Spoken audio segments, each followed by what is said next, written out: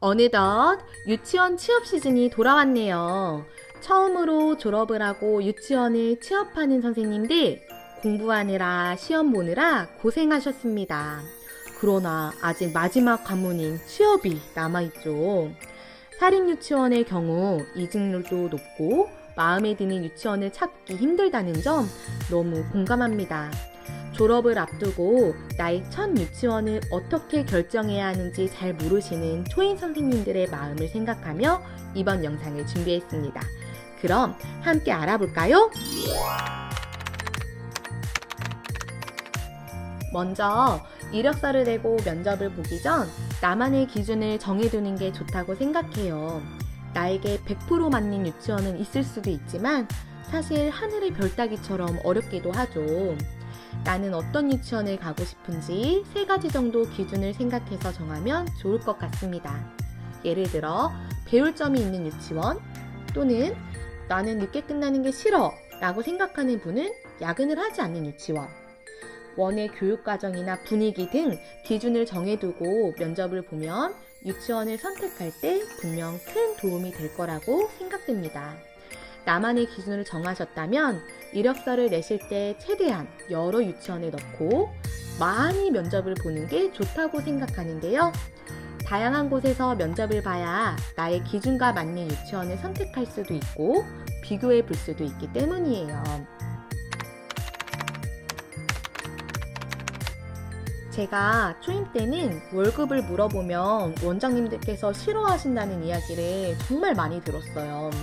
그래도 저는 한 해 동안 다녀야 할 유치원이기 때문에 월급도 모르고 몇 호봉인지도 모르고 취업을 하고 싶지는 않아서 최대한 예의를 갖춰서 물어봤었던 것 같아요. 물어보지도 않고 나중에 취업을 했는데 생각보다 적으면 그때 가서 말씀드리기도 참 애매해지죠. 그렇기 때문에 이런 월급이라든지 이런 부분들은 꼭 물어보시는 게 좋을 것 같아요.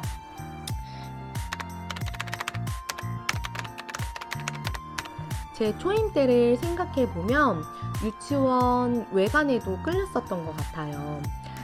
왠지 교사다운 교사가 될 수 있을 것 같은 느낌을 받아서 선택한 적이 있었어요. 그런데 한 해 한 해 지나가면서 생각이 드는 게 외관이 중요한 게 아니라 그 원의 원장님의 가치관이라든지 그 원의 교육과정이 무엇인지를 알고 선택하는 게 더 중요할 것 같아요. 우선 면접은 첫 인상이 중요하기 때문에 과한 펄이나 과한 볼터치보다는 자연스러운 메이크업이 좋을 것 같다고 생각이 돼요. 또한 복장은 단정함을 보여줄 수 있는 정장 원피스가 좋고 슬랙스를 입어서 면접에 대한 예를 갖추는 게 좋은 인상을 줄 수 있을 것 같습니다. 마지막으로 말씀드리고 싶은 점은 거리예요. 유치원 거리.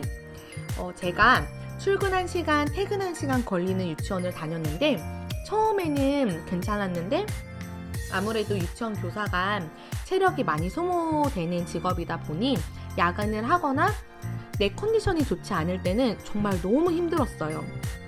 집에서 유치원까지 걸리는 시간은 30분 정도가 적당하다고 생각이 되지만 개인차가 있을 수 있으니 거리가 좀 멀어도 괜찮다 라고 생각이 되시면 그 원을 선택해도 괜찮습니다.